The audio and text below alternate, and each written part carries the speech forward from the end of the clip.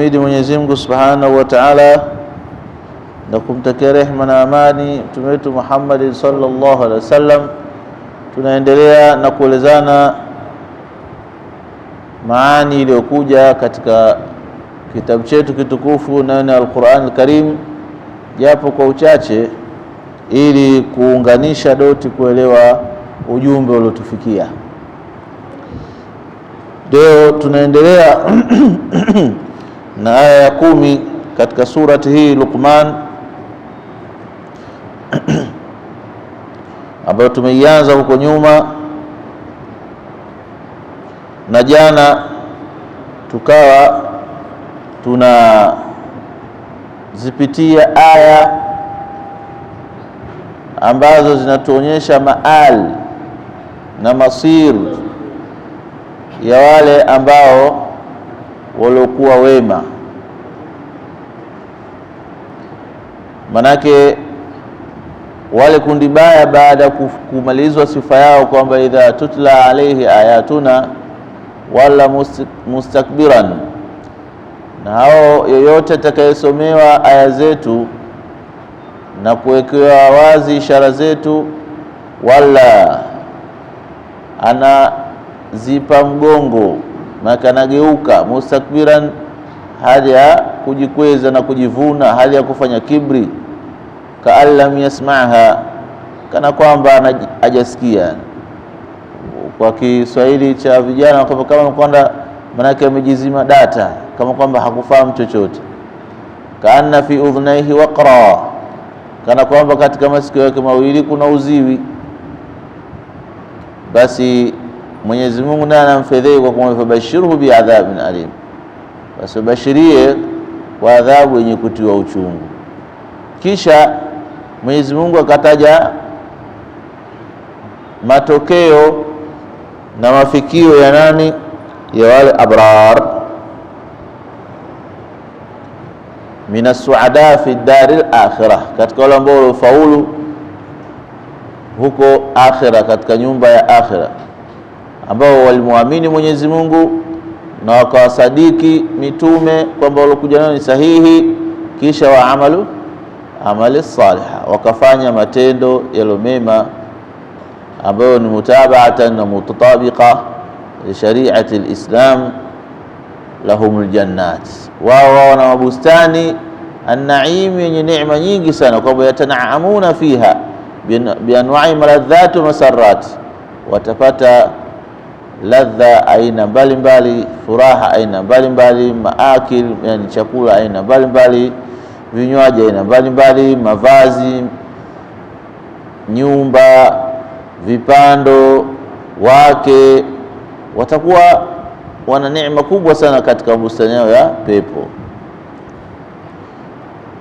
Na Mwenyezi Mungu akatambia kwamba wa'ada Allahi haqqan, ahadi ya Mwenyezi Mungu ni kweli, kainun la mahala, kwa sababu Mwenyezi Mungu sifa yake kwamba la yukhlifu al-mi'ad, liannahu min wa'dillah, miongoni ya miadi ya Mwenyezi Mungu, ahadi ya Mwenyezi Mungu, wallahu la yukhlifu al-mi'ad, Mwenyezi Mungu haidi kinyume na miadi yake, liannahu karimul mannan fa'al ma yasha, yeye ni mkarimu mno, ni mwenye kuneemesha sana, anafanya anachokitaka, mwenye uweza. Wa huwa al-azizul hakim, na yeye ni mwenye nguvu na pia mwenye hekima. Tukaona kwamba hizi ndio hali zao wale watu wema waliokuwa wamejikita kwa Mwenyezi Mungu kufanya matendo watengenezea wao hali yao ya kesho. Na Mwenyezi Mungu katika aya nyingi sana anawasifu vizuri kwamba hii Qur'ani kwa walioamini inakuwa kwao ni uongofu na ponyo la majambo mbalimbali, ponyo ya mioyo yao. Lakini wale ambao waamini hii Qur'ani, masikio yao yanakuwa kama na uziwi, na wao kutokana na hiyo Qur'ani kama ni vipofu, hawaoni chochote. Hata Mwenyezi Mungu katika Bani Israili surati Isra akatwambia nazilu min alqur'ani, kama tunaiteremsha hii Qur'ani miongoni mwa hiyo ma huwa shifaa'un. Na Qur'ani ina namna nyingi, miongoni mwa hizo ni shifa, miongoni mwazo ni rahma, manake ni sharia na huruma lilmu'minina, kwa wale waamini tu. Wal madhalim wala yazidu adh-dhalimina illa khasara, wal madhalimu hakiwazidishii wenye kudhulumu isipokuwa ni kupata khasara tu. Kwa hiyo ndio maana katika sura yetu pia akatuambia kwamba innal ladhina amanu wa amilus salihati lahum jannatun na'im khalidina fiha wa'da Allahi haqqan, hakika wale ambao walioamini na wakatenda mema wana wao mabustani ya neema, khalidina fiha, watakuwa humo milele, hali ya kudumu humo. Wa'dallahi haqqan, ahadi ya Mwenyezi Mungu ni kweli, haina kwenda kinyume. Ai ma akhbarana bihi kainun la mahala, yale tulioelezwa kwamba yatatokea, kwa sababu Qur'ani kitabu la raiba fihi, hakuna shaka ndani yake, yatatokea. Sasa umeamini au hujaamini.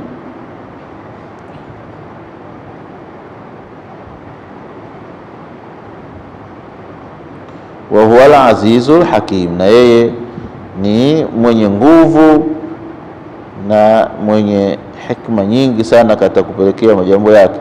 Shadidu fi intiqamihi min ahli shirki bih as-sadina an sabilihi al-hakim, kwa wale ambao wanaoziba njia ya Mwenyezi Mungu, basi naye atakuwa mkali sana, sababu wanaziba njia ya Mwenyezi Mungu, wanaziba kitabu cha Mwenyezi Mungu ambacho ndio hikma katika kutengeneza majambo.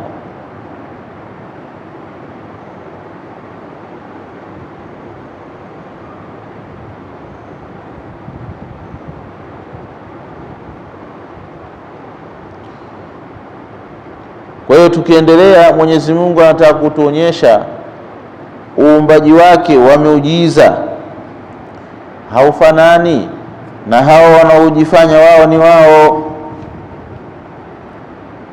kwa kutuambia na kutupa mfano tuweze kufikiria, ili tufikie katika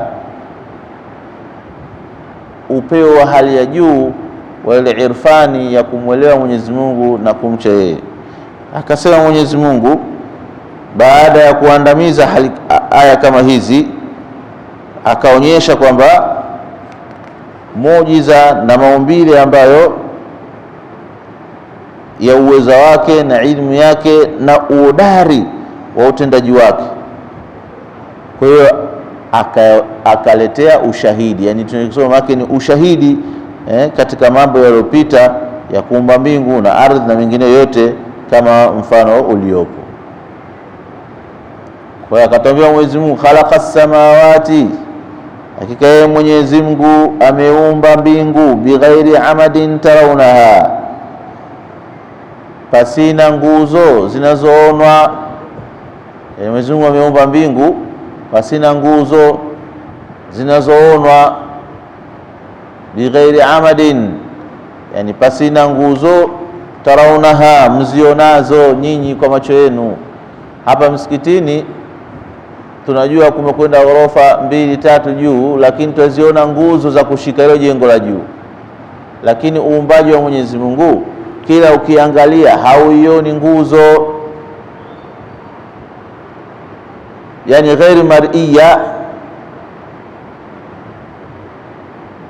wala ghairu mur'iyya, kama wanavyosema wanachuoni. Kwa maana kwamba wako wanachuoni wamefasiri kwamba nguzo zipo lakini hamzioni.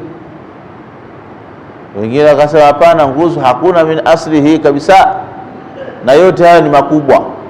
Kuwepo nguzo hapa mimi sioni nguzo, napita tu kama kawaida, sijigongi wala nini, ni katika maumbile ya muujiza ya Mwenyezi Mungu.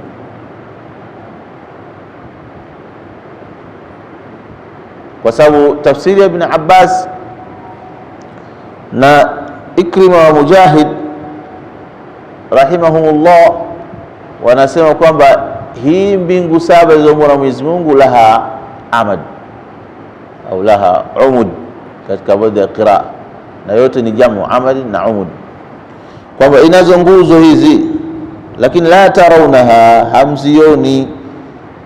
Laha umud lakini la taraw, hamzioni.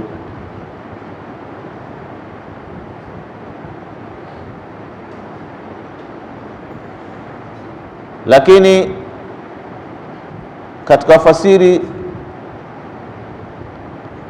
Imam Hasan wa Qatada wanasema laisa laha umudun mar'iyya wala ghairu mar'iyya, hakuna nguzo zinazoonekana wala zisizoonekana.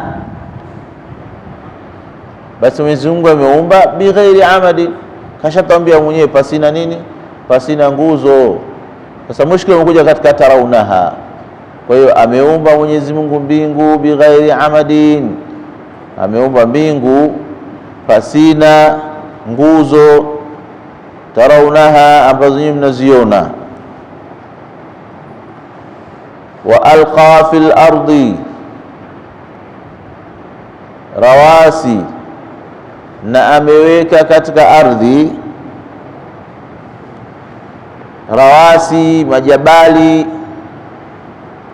rawasi, vigingi. Ameweka kwenye ardhi kwa sababu gani? Antamida bikum, ili isije ikawadondokea.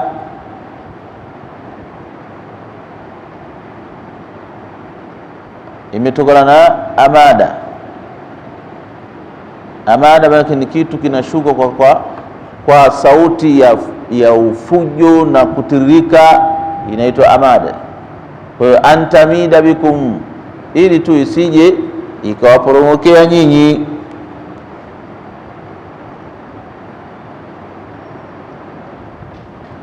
Wabatha fiha min kulli dabbatin, na akaeneza au akawatawanya fiha, ndani ya hiyo ardhi, min kulli dabbatin, katika kila aina ya wanyama. Tunaona ardhi yetu imepambwa na wanyama mbalimbali, kina mzee simba, ng'ombe, twiga, tembo, kila eneo unakuta mbalimbali wanyama. Batha fiha, amewaeneza Mwenyezi Mungu na amewatawanya Mwenyezi Mungu katika ardhi yote. Wapo watapishana tu hali yao na mazingira yao, lakini wapo kila eneo. Tusaonyesha huo ni uumbaji wa ajabu mbele ya Mwenyezi Mungu Subhanahu wa Ta'ala. Hata kuna wengine hatujui shekili yao, hatujui idadi yao, hatujui rangi zao, kwa sababu hilo ndio jambo ambalo linawapelekea wengi kutokuwa na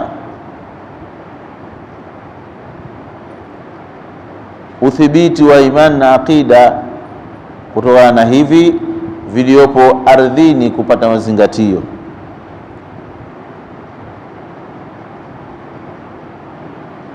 Kisha Mwenyezi Mungu akaendelea kutuambia wa anzalna minas samaa, tuonyesha uumbaji wake. Tunataka sisi tuangalie ule uumbaji wake Mwenyezi Mungu, kisha tujaji na tufikiri na tupate uelekeo uliokuwa mzuri. Wa anzalna minas samaa maa, na tukateremsha kutoka mbinguni maa, maji yalikuwa mazuri na safi.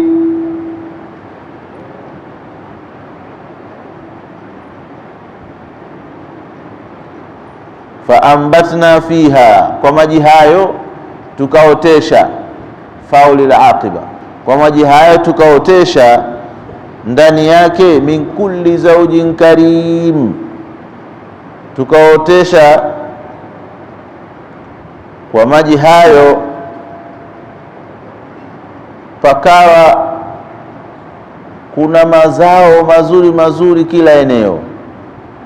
Min kulli zawjin, manake bila ya kuwa Zauji hapo imekuwa kinaya mazao, kwa sababu kila mti una zauji, maana una pea mbili, ili ipate kuendelea zaidi, kwa sababu tanasul daiman, yani kizazi kuendelea daima, inaweza kupata ni pea ya jinsia hii na jinsia ya kiume, jinsia ya kike.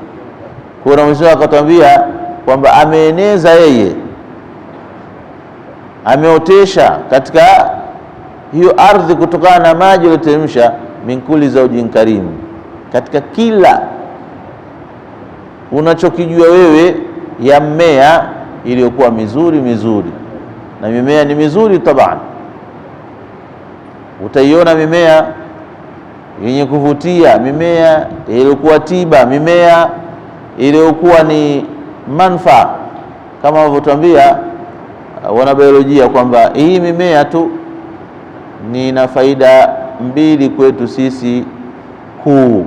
Kwanza kabisa kutupatia hewa safi, na ya pili huondoa sumu mwilini mwetu, hii mimea.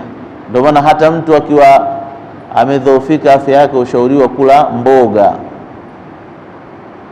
usije tu mambo ya vitoweo. Mara nyingine nyama hizi nyekundu utia magauti, utia uric acid, maradhi mbalimbali ya miguu.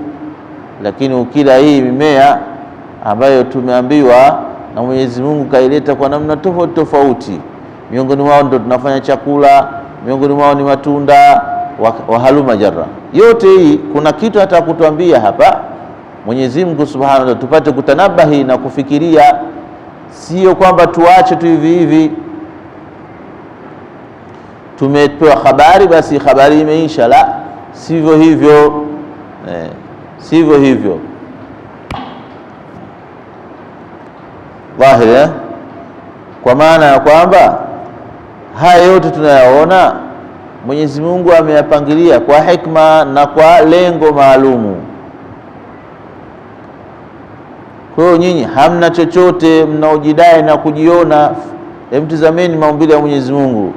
Ndio Mwenyezi Mungu akaleta istifhamu inkari kwa kusema hadha khalqullah, haya ni maumbile ya Mwenyezi Mungu, haleteni maumbile yenu basi. Maana kwamba hadha, tunajua kwamba haya ndio maumbile ya Mwenyezi Mungu, katurudishia kutuambia hadha khalqullah. Kwa hiyo kuna mwingine anaumba zaidi ya hivi? Hakuna anaumba zaidi hivi, afu akaita kusema kwamba hadha khalqullah.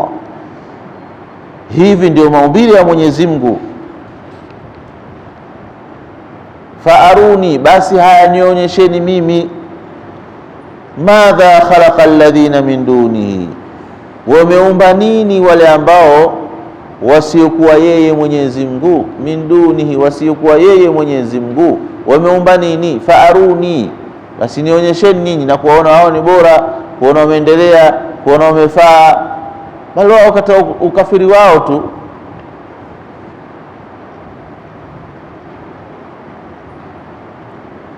Bali dhalimuna fi dhalalin mubin, bali wale madhalim wao katika upotevu wa dhahiri kabisa, wao katika upotevu wa wazi kabisa, kama vile leo sisi tunavyokuwa kuwaona wao ndio wameendelea kwa kila kitu, kwa namna zozote wanazo, na kuacha sisi kitabu chetu ambacho kinatueleza habari kama hizi za kuonyesha kwamba pamoja na yote hayo, lakini sisi ndio tutakuwa tuwe nayo mazuri kuliko wao. Ndio maana Mwenyezi Mungu akaanza kutuambia baada ya kueleza zote, khalaqa samawati wal ardha, alafu kaudishina hadha khalqullah. Jinasi ya nini kuja hivi? Khalaqa samawati, kisha hadha khalqullah.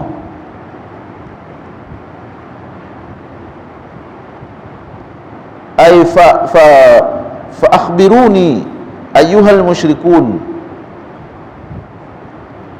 Manake posema hadha khalqullah, akasema hadha alladhi tushahidunahu min as-samawati wal ardi ma fihima min khalqi khalaqahu Allah wahdahu duna an yakuna lahu sharikun fi dhalik.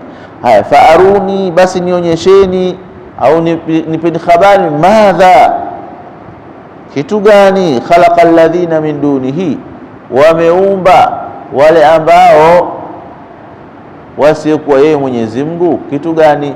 waliochumba wao wametengeneza tu, kwa sababu hata hiyo tuna species ambayo wanaweza kuzalisha labda dajaja zaidi ya mmoja, wanaweza kuzalisha mbuzi zaidi ya mmoja. Ni ile cells ambayo aliumba mwenyewe Allah subhanahu wa ta'ala. Wao hawana wanachoongeza, bali wanatatorisha kwa ilmu ambayo waliwapa Mwenyezi Mungu subhanahu wa ta'ala. Ndio maana katika aya nyingine Mwenyezi Mungu anatuambia tuwe na unyenyekevu, kwa sababu yeye ndio ametuumba na ameumba vyote tuko duniani. Maana ametupa maarifa ya kuvitengeneza vyote duniani hivi. Wallahu khalaqakum wama ta'malun. Mwenyezi Mungu maombeni na vile ambavyo mnavyovifanya na mnavyovitekeleza. Hii ilikuwa ni tarjuma maana ya neno kwa neno lililopatikana katika kitabu chetu kitukufu Al-Qur'an Al-Karim.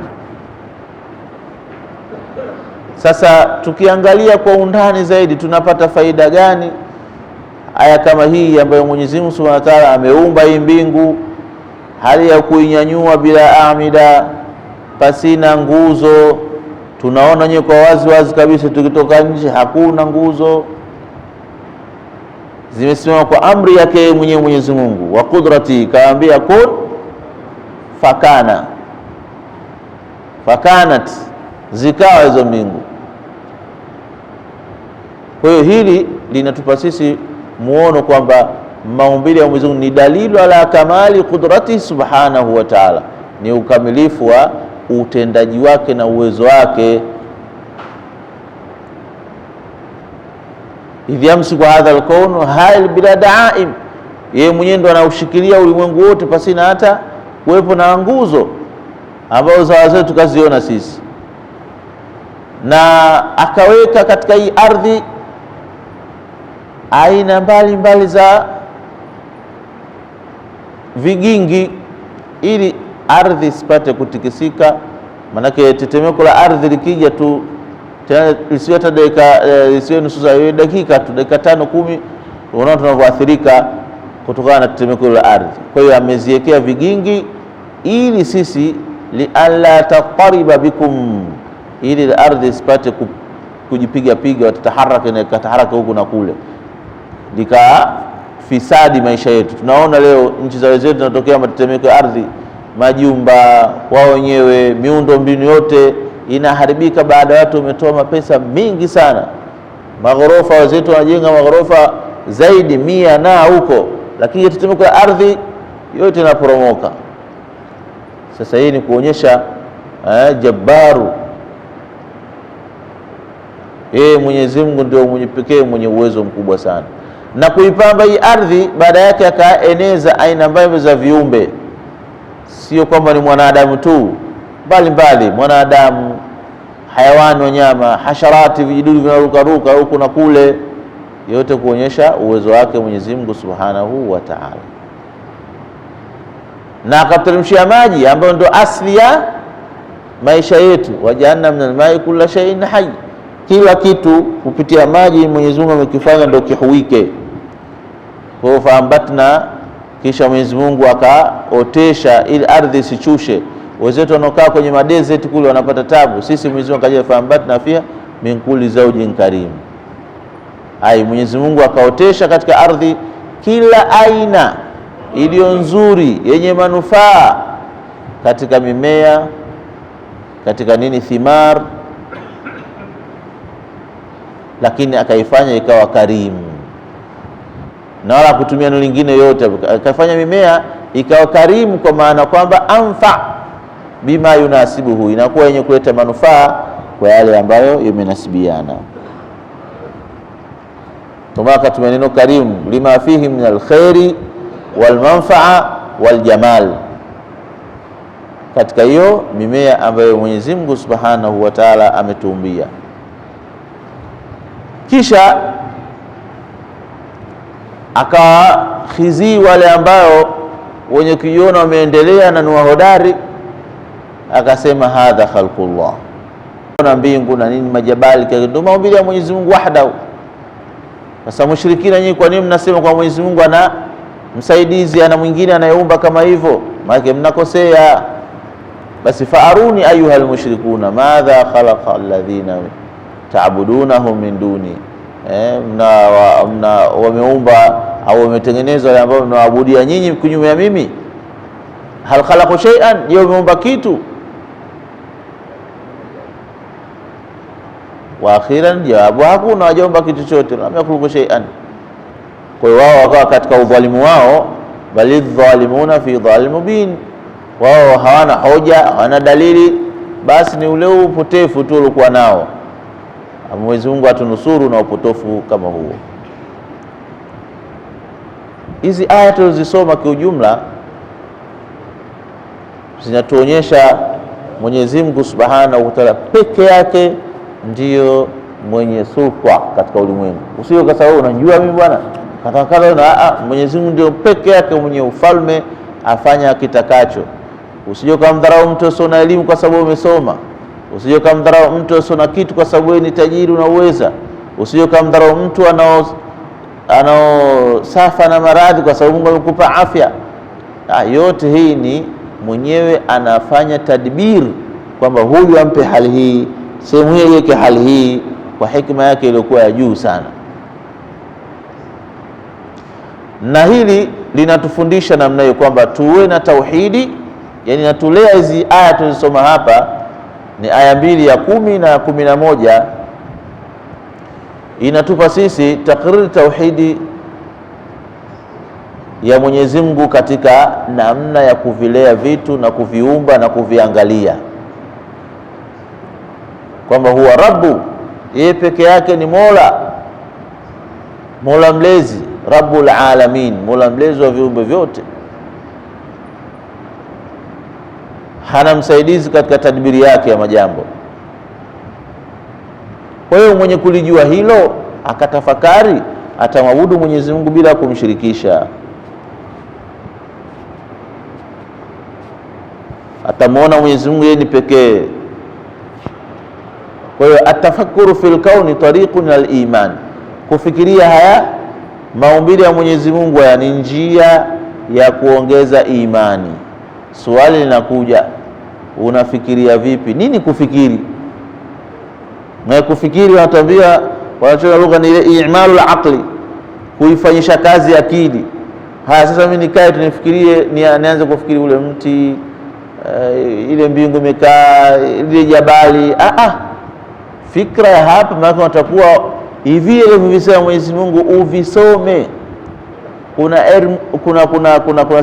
elimu ya ardhi uisome, kuna elimu ya anga astronomy hizo uisome, geology elimu za miamba chini usome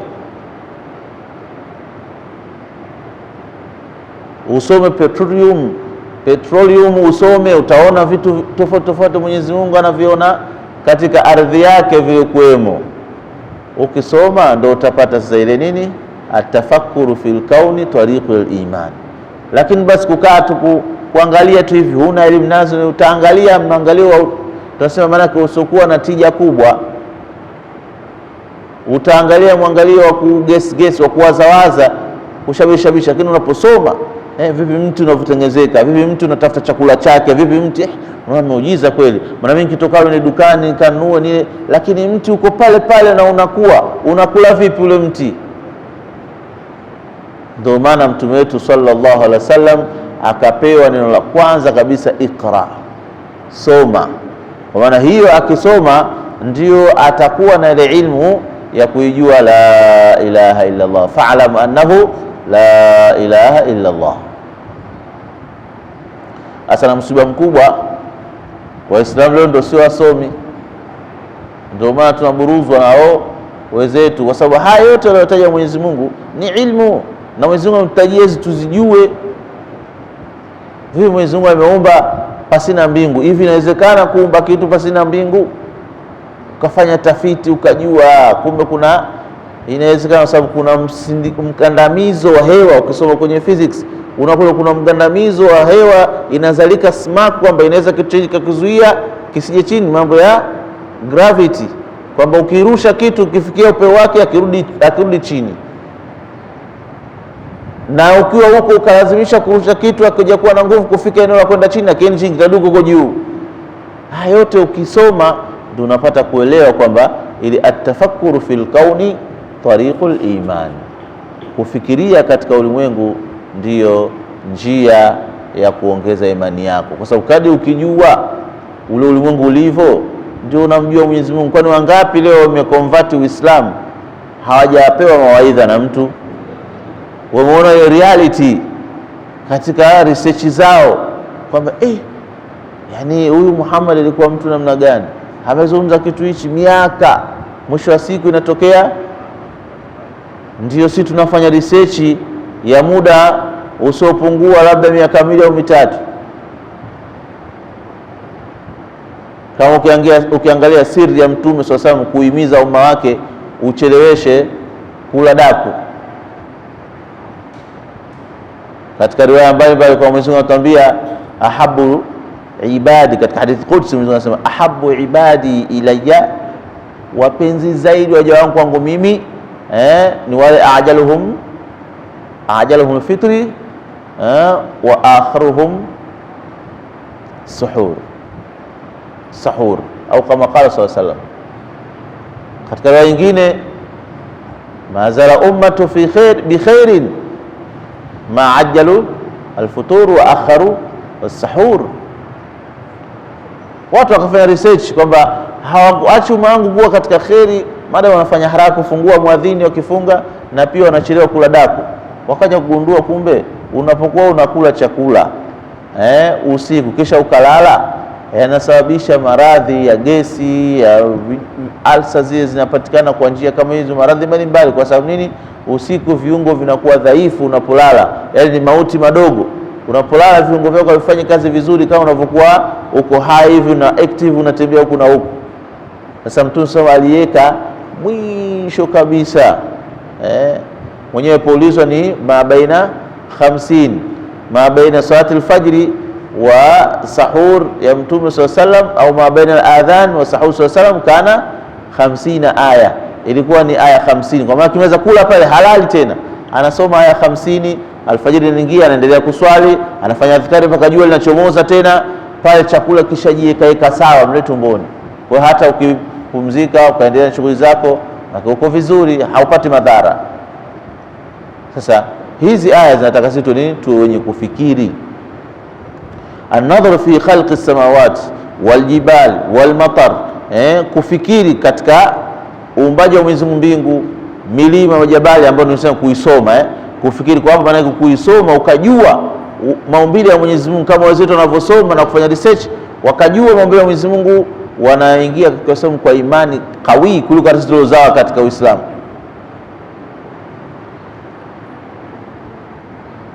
Kwa sababu Mwenyezi Mungu kuumba hivi vitu vyote si hivi bure bure tu, la ayat zilizotajwa katika surati Al-Imran, inna fi khalqi as-samawati wal ardi wa ikhtilafi al-layli wan nahari la ayatin li ulil albab.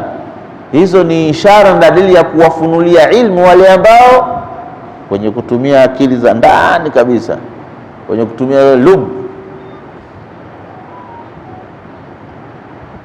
Kisha zinatuonyesha neema ya istiqrar fil ardh, kwamba ingekuwa hii ardhi kila mara kama tu kwenye boti vile vichwa vyetu vingekuwa vimeingia disease, lakini Mwenyezi Mungu amefanya ardhi imetulia kabisa, tunafanya jambo yetu.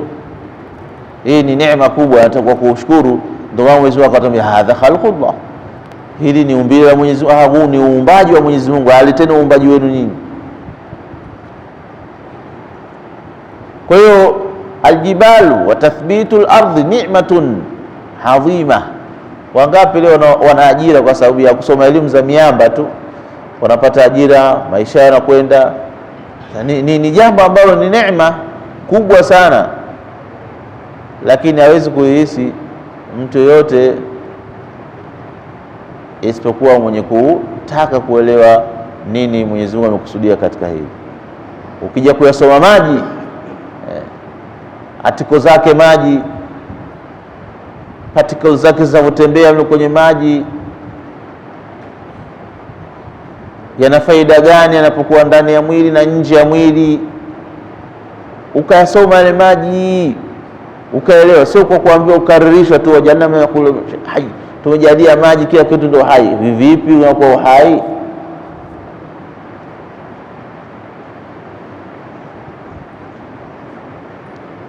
Kisha zikatupa darasa kwamba kuwapotosha wale ambao wanaodhania wao wako juu sana na kujua na mahodari, kwa kuomba na Mwenyezi Mungu aleteni maumbile yenu sasa, faruni madha khalaqa alladhina min duni. Hiyo ni butlani ibada ghairillah, ni kuipotosha ibada isiyokuwa Mwenyezi Mungu tu. Kwa hiyo man la yakhluqu la yastahiqu an yubada, yule ambaye haumbi hana istihaqi, hana haki ya kuabudiwa. Mwenye haki ya kuabudiwa ni nani? Ni mwenyewe tu Allah subhanahu wa ta'ala.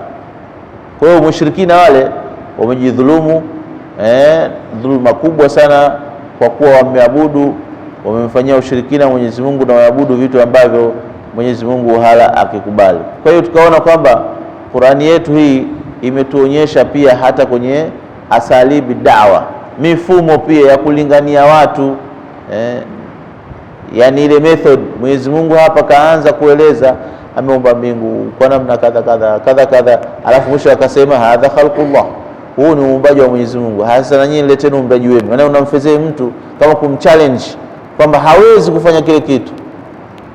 Usul Qur'ani fi da'wa. Tunapoiangalia Qur'ani inatoa dalili za uwepo wa ulimwengu, inasemesha hoja za kiakili wazo wanaweza kufahamu, inabainisha upotevu wazo usiweze kuingia. Kwa hiyo ni manhaji tarbawi adhim fi ta'lim an-nas al-aqida. Huu mfumo kwa kumwambia mtu anaamini Mungu mmoja tu, ukataja zile sifa yule anaotakiwa kuabudiwa peke yake tu, amefanya hichi, amefanya hichi kwa mfumo huu, kwa namna hii, kwa Mungu sasa kweli hafai kushirikishwa, kwa sababu namna yake iko tofauti kabisa. Kwa hiyo atakuwa mwanadamu kila siku kuongeza imani yako na kuiendea Qur'an, ujiulize nani anaishika hii mbingu? Bwana hamna nguzo. Bwana sisi tujenga majengo yetu tunaweka nguzo, tena tukahofia ataanguka, tunasema tupige support, wanataka nje nguzo ziwe madhubuti, jengo lisianguke. Utakojiulize man ladhi yumsiku samaa, nani anaishika hii nini? Tutajua kwamba ni Allah. Utakaojiulize maswali kama man ladhi yuthbitu ardha, anaifanya ardhi itulie kama tandiko, nani? Ni nani ambaye analeta matar, analeta mvua, nani? Hal yastatiu bashar, anaweza binadamu an yakhluqa habatan qamhi, bas punje moja tu aiumbe, punje moja ya ngano? Hawezi, bali ataitatawirisha, maana ataiendeleza baada ya kuwa ishapatikana. Yule mmoja alifanya research ya cells, hii cell yani sio inaitwa nini, yani chembe chembe hai cells. Ile chembe chembe hai alifanya research kuonyesha kwamba wao wamefikia kiwango cha juu cha kutengeneza chochote kupitia ile. Kwa hiyo akajitahidi kubuni kila kitu kuonyesha kwamba anaweza kufanya, kwa vitu vyote ni nature. Lakini ikaja swali, hichi nilichokianzilisha hichi ni nani amekiumba? Hapo ndo akabaki kuna kitu wao hawakielewi yani. Lakini sisi kwa sababu tuna imani leo kwamba ni nani? Allah.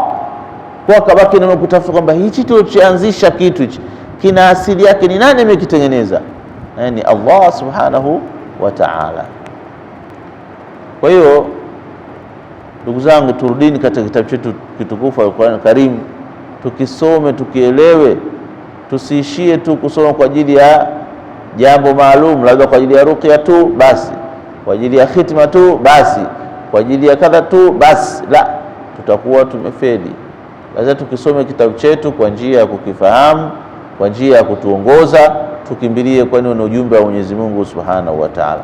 Mpaka hapa tumwombe Mwenyezi Mungu atuafikie inshallah biidhnillah. Kuna kwa majaliwa kesho tutaanza kumuelezea sasa mwenyewe mzee Luqman, ili kuwa ni mukaddima wa tauhidi na kuonyesha watu waovu ili tusiwafuate, na kutaja watu wema ili tuwazingatie. Sasa tutaanza kuingia kwenye huyo mzee Luqman mpaka hii sura ikawa sababu ya kuitwa jina lake na Mwenyezi Mungu Subhanahu wa Ta'ala. Allah atuwafikie insha Allah.